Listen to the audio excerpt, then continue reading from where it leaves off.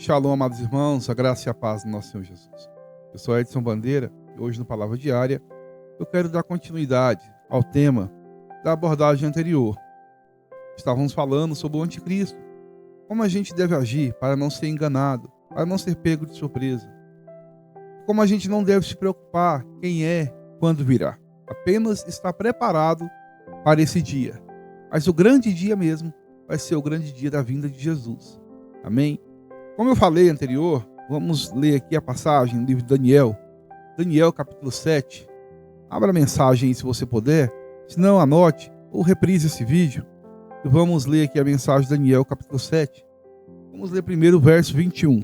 Daniel capítulo 7, verso 21.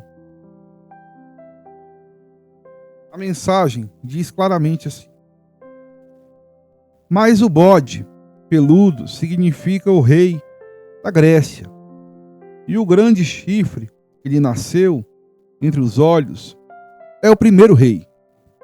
Vamos para o verso 22. Os 4 chifres que se levantaram no lugar do que foi quebrado refere-se aos 4 reinos que brotarão da mesma nação, mas não com o mesmo poder dele. Verso 23. Então, no final do império deles, quando a rebelião dos ímpios tiver chegado ao seu extremo, um rei de semblante violento e cruel, mestre em astúcias, é capaz de discernir enigmas e mistérios, se levantará, e ele se tornará muito poderoso. Todavia sua majestade não virá de si mesmo, destruirá terrivelmente sem a menor piedade e terá êxito em todas as suas pelejas. Derrotará homens poderosos e exterminará o povo santo. 25. Obstinado pelo sucesso, ele enganará muitos, e de todas as formas, com extrema arrogância, se sentirá o maior de todos os homens. Destruirá uma multidão de pessoas que nele confiam para viver em paz. Ou será sem extinguir contra os príncipes dos príncipes. Contudo, ele será derrotado, mas sem a intervenção da mão humana. Aqui está falando claramente, né? Você pode ver que a Bíblia, nesse momento aqui, ela não faz referência à palavra anticristo.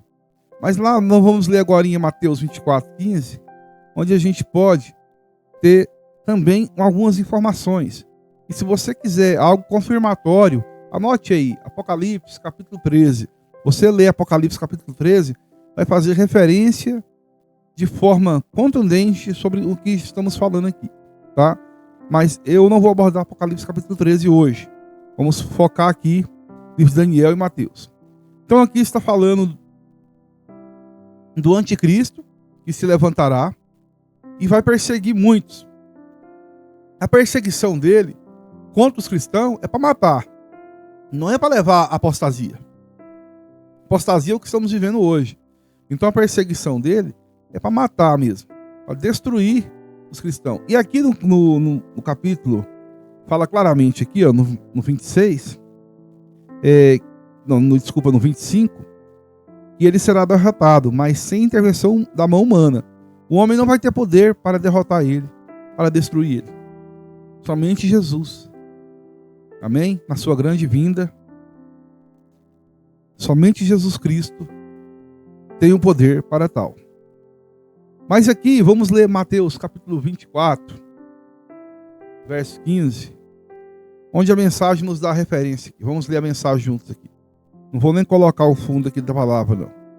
Vamos ler. E assim, quando virdes a profanação horrível, da qual falou o profeta Daniel, no lugar santo, ao ler o profeta, entendereis isso. Então os que estiverem na Judéia, fujam para os montes. Quem estiver sobre o telhado da sua casa, não desça para retirar dela coisa alguma. E aquele que estiver no campo, não volte para pegar sua túnica. Serão dias terríveis para as mulheres grávidas, porque elas não conseguem se deslocar com rapidez, correr. Em alguns sentidos, fica mais difícil para elas correr. Para para as grávidas e para as que estiverem amamentando. Pior ainda as que estiverem amamentando, porque tem que carregar o bebê, né? Então, assim, isso é uma coisa lógica. É mais difícil para a mãe, é muito mais difícil. Então, e orai para que vossa fuga não ocorra dentro do inverno, nem no sábado, porquanto haverá nessa época grande tribulação, como jamais aconteceu desde o início do mundo até agora, nem nunca mais haverá. E se aqueles dias não tivessem sido abreviados, nenhuma carne seria salva, mas por causa dos eleitos, aquele tempo será encurtado. Aqui fala claramente a referência do aviso, né, que está sendo dado quando chegar esse dia. Então não vai adiantar correr. Quem estiver em cima de casa não desça para pegar nada. Quando ele está fazendo referência aqui aos sábados, é porque eles é prática, né, da cultura judaica, né, guardar o sábado, assim como outras denominações guardam. Então aqui ele faz uma referência a isso. Então sabemos que vai ser dias terríveis, dias de grande dor, dias de perseguição, dias de luta, e tudo isso foi revelado ao profeta Daniel naquela época de exílio na Babilônia. Ele teve algumas revelações, e logo quando ele suportou todo esse processo, ele prosperou na Babilônia, passou pelo império e entrou no novo império, que era o império do Medo-Persa. Então naquele momento ele teve essa grande revelação, como teve várias outras. Então podemos ver claramente, meus queridos, que a coisa é muito séria, que o que vai acontecer é algo grande, e que muitas pessoas têm medo de tocar nesses assuntos. Muitas pessoas têm medo de entrar nessa mensagem e estudar sobre isso. Mas contudo, o que eu venho estudando há todos esses anos, meditando, buscando um entendimento sobre isso, eu creio que estamos perto de vivenciar essas coisas. Lógico, o nosso tempo é diferente do tempo de Deus. O nosso tempo é diferente do tempo de Deus. Mas o que possamos entender é que temos que estar preparados para toda situação que formos pegos de surpresa.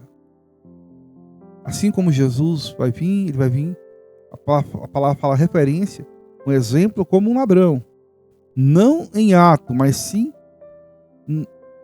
na atitude de aparecer de repente, sem você estar esperando.